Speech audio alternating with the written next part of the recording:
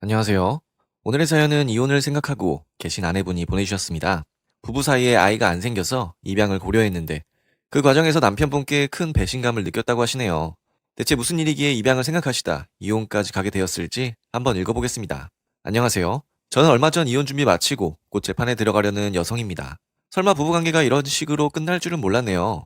남들은 경제적 문제니 뭐니 하면서 다투다 이혼을 한다는데 저는 아이를 가지려고 하다 이혼을 하게 되었으니까요. 사실 결혼 초기에는 저나 남편이나 급히 아이를 가질 마음이 없었습니다. 남편 속내야 알 수 없지만 최소한 저는 그랬습니다. 아직 나이도 젊고 또 사회적으로 기반도 더 쌓아야 했으니까요. 그래서 아이보다는 부부관계, 또 경제적 바탕을 쌓으려고 노력했습니다. 그러다 남편이 먼저 아이 이야기를 꺼냈던 것 같습니다.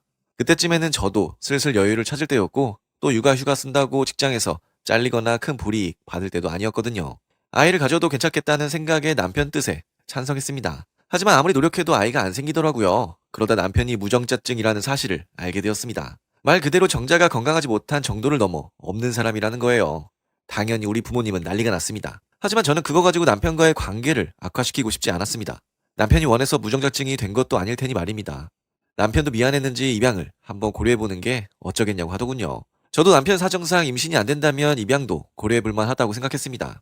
그래서 입양을 하려고 여러모로 알아보았어요. 남편이 저보다 훨씬 적극적으로 이거저거 알아보았죠. 그때까지만 해도 별 의심을 하지 않았습니다. 그러다 남편이 그때 5살 가까이 된 아이를 한 명 입양하자고 하더군요.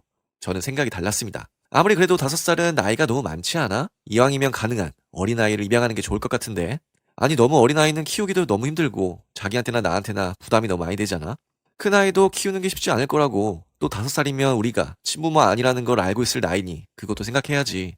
어차피 아기를 입양해도 언젠가 입양 사실은 알려줘야 하잖아. 그건 그렇지만 철들고 알려주는 거랑 처음부터 알고 입양하는 건 다르지. 저와 남편의 이런 입씨름에서 누가 옳다고 말하기는 어렵겠죠. 저는 가능하면 아기를 입양해서 친자식처럼 잘 키우다 철들고 나서 입양 사실에 대해 알려주면 된다는 입장이었고요.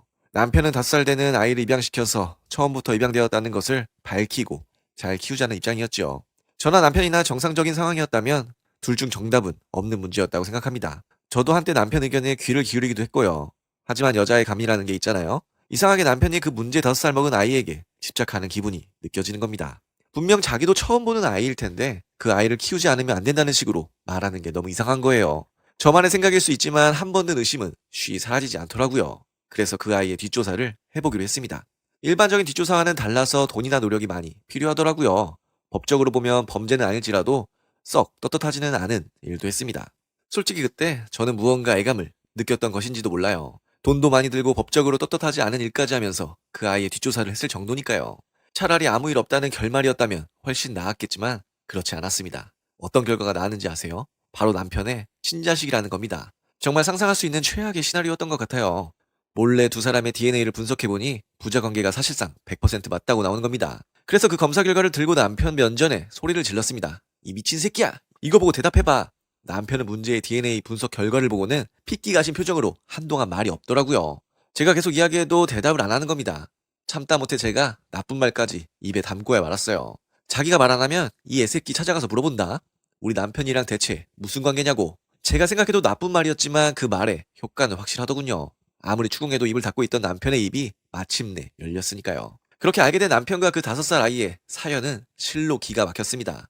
일단 남편은 저 이전에 사귀었던 여자가 있었답니다. 그 여자는 조선족이었고 그것도 불법 입국을 한 사람이랍니다. 심지어 자국 내에서 문제를 일으킨 적도 있어서 한국에서는 사실상 어떤 형태로도 터잡고 살 수 없는 사람이었대요. 그런 여자랑 남편이 한동안 관계하면서 아이까지 낳은 거죠. 시부모님에게도 비밀로 하고 낳은 아이라 키울 수도 없어서 결국 보육원 보냈고 그 여자는 자기 나라 본가에 문제가 생겨서 중국으로 돌아갔답니다.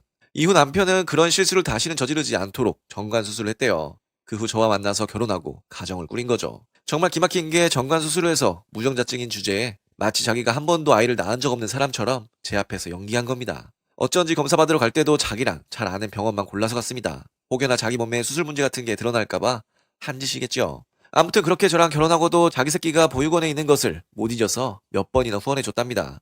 근데 그 애가 보육원에서도 왕따 비슷한 걸 당했나 봐요. 보육원 적응을 못해서 다른 데로 옮겨야 한다는 말을 듣고 자기가 키우려고 이 모든 일을 꾸며왔다는 말이었습니다. 남편은 제 딴에는 불쌍한 사람처럼 이야기하는데 제게는 가증스럽게만 느껴지더군요. 미친 새끼. 제가 딱 그 한마디 해주고 집에서 나왔습니다. 원래는 욕설에서 그치지 않고 정말 두들겨 패려고 했지만 인간 쓰레기를 때려봐야 제 손만 아플 것 같아 폭력을 행사하지 않았습니다. 대신 그 길로 우리 부모님 찾아가서 사실대로 다 고해 바쳤죠. 당연히 우리 부모님도 펄펄 뛰십니다. 미친 새끼 아니야? 여보, 그 자식 화사에 투자했던 돈 다 빼요. 당연하지. 감히 내 딸을 농락하다니. 어디 인생 한번 제대로 망해보라지. 남편으로서는 불행하게도 남편의 목숨줄은 우리 부모님이 쥐고 있었습니다.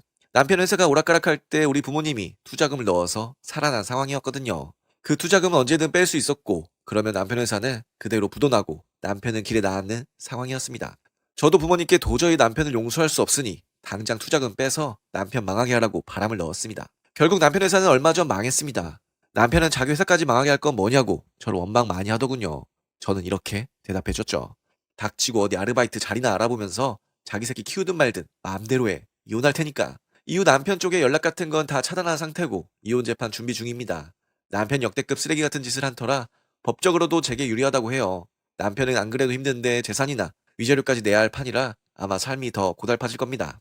그야말로 정의구현을 제대로 당한 셈이죠. 남편이 자기 새끼랑 단둘이서 오손도손 살든 말든 저는 상관치 않으렵니다. 받아낼 것만 받아내고 그냥 깔끔히 손절할래요. 네, 오늘의 사연은 여기까지입니다. 남편분이 정말 파렴치한 행동을 저지르셨네요. 이왕 용서받기 어려운 짓을 한 남편분과 헤어지길 택하셨다면 빨리 마무리가 잘 되었으면 합니다. 그럼 저는 다음 사연으로 돌아올 테니 구독과 좋아요, 알람 설정 부탁드려요.